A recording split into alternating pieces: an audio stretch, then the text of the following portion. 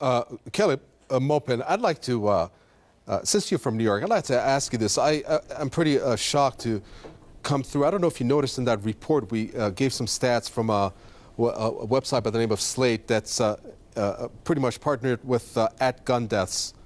It has an interactive on their maps. The number of deaths is now 1,440 since that Newtown shooting. And scrolling down on the map, I'm looking at the East Coast. Pretty much just colored in with the number of deaths that are occurring as opposed to the rest of the country. And you're from New York. Tell us, is it that easy to walk into neighborhoods?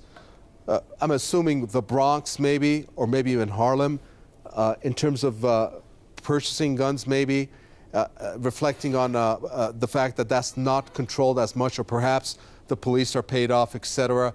Trying to get an idea of how easy gun sales is, and why the East Coast, it appears, is so flooded with these deaths that are occurring. Well, here in New York City, there is a strong gun control policy. It's known as stop and frisk. And at any point, the police are allowed to stop you and pat you down and search you illegally. And it happens all over this city. People are stopped and frisked. And in New York City, you can't even get a hunting rifle without a permit. However, where's the NRA? The NRA is this group always promoting the people's right to own guns, but they never speak out against this racist policy of stop and frisk. The NRA is an organization that represents racist gun culture with their rhetoric about law-abiding citizens, and that's what it's about. The NRA represents a sector of the middle class that is clinging to its little pieces of property and racistly, trying to do that.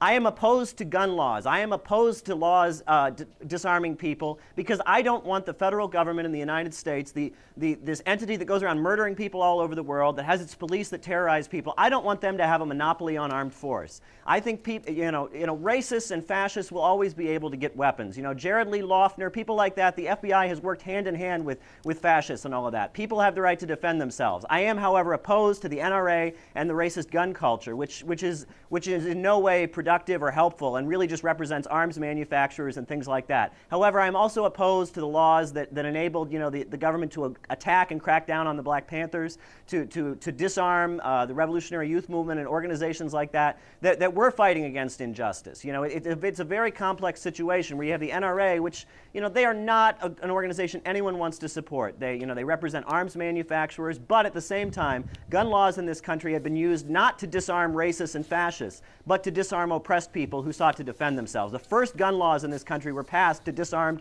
recently freed slaves and make it illegal for them to arm themselves. In the 60s and 70s, again, as the Black Panthers and other groups are starting to defend themselves from police terror, all of a sudden you have gun laws. So while I oppose the gun culture and the racist gun culture in this country, I am also vehemently opposed to any gun control legislation. Here in New York, it's stop and frisk, and that is a racist disaster for oppressed people being terrorized by the police. So I am opposed to gun control, but I'm also opposed to gun culture. Okay, let's look at this in a different... Well, I'm glad you brought up that statistics, well, not stat, but the fact about how suicides are also committed by guns. But some of your comments, Mark Mason, were actually echoed by some of the viewer comments that we had on the PressTV website on the topic of the debate, which is the U.S. gun culture.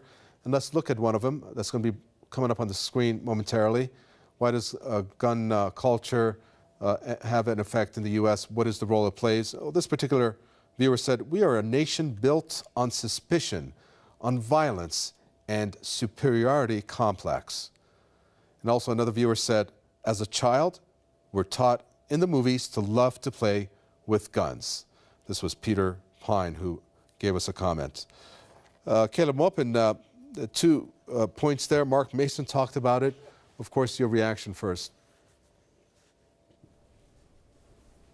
Well, I agree with what everyone is saying about how vile gun culture is in the United States and how violent this society is, and why we need to fight against this alienation and this racism that motivates people to take guns and is highly conducive to insanity. Everything about that is true. However, the question is, who are we going to empower to take the guns away? We're going to be empowering the greatest mass murderers on this earth. The United States government, with its drones and with its bombs, I mean, they are the greatest murderers ever. So why should we give them a monopoly on armed force? And if you see, even in this country, the police frequently murder people.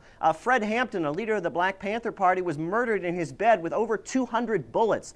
They will murder people wantonly, and we cannot allow the government to disarm oppressed people. We need to oppose gun culture. We need to have a conversation about all of this, but we should not empower the federal U.S. government because we can't trust them. I'm for a society in the future where we could disarm and we could get to that point, but we're not at that point. We're at a point where this country is ruled by the super rich and the bankers on Wall Street, and they will be able to get weapons. Okay, I'm sorry to jump in. I'd like to get a reaction from Salana because I'd like to get this question in. I do apologize.